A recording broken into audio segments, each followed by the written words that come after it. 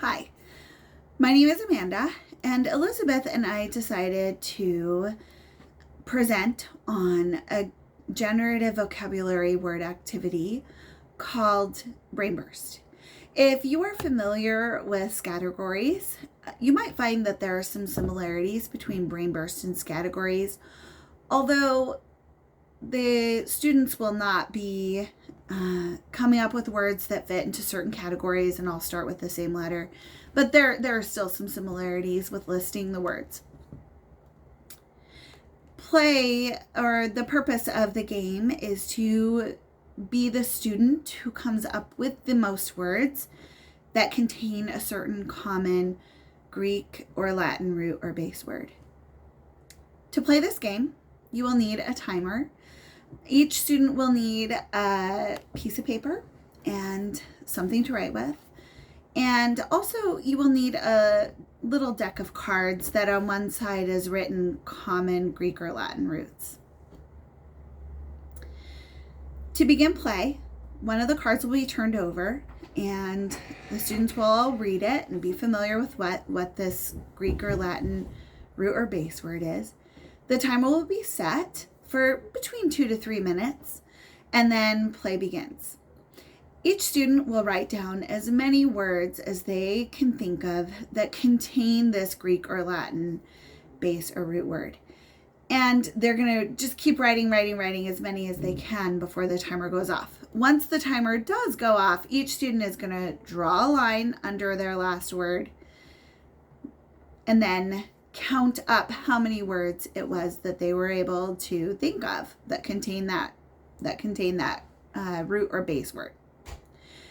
Beginning with the student who wrote down the most words, they will read through their list of words. And as they're reading through the list of words that they were able to come up with, the other students who are in the game will be looking at their own list of words and crossing off any word that the student who's reading reads that they also wrote down. The student who's reading is also going to cross off any of those shared words that multiple students wrote down.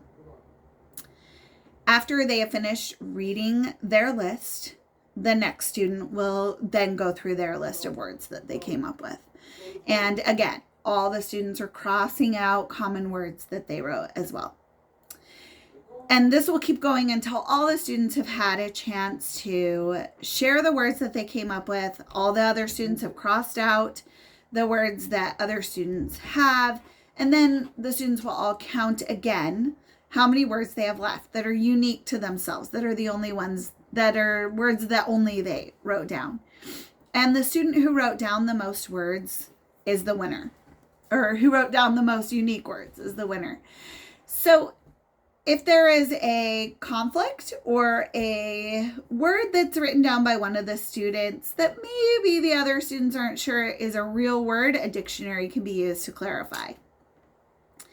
Also, if you want to switch the game up and focus on prefixes or suffixes, you can do that as well and write the prefixes and suffixes down on the card, and the students would then write down as many words as they can think of that contain those affixes. So there are lots of different options, and it would be a really fun game for your class to play, and gives them that chance to build a word instead of breaking it down. Also, this game would be more effective in teaching vocabulary if each of the students understands what those base and root words mean before they start writing them down. So that is how you play the game.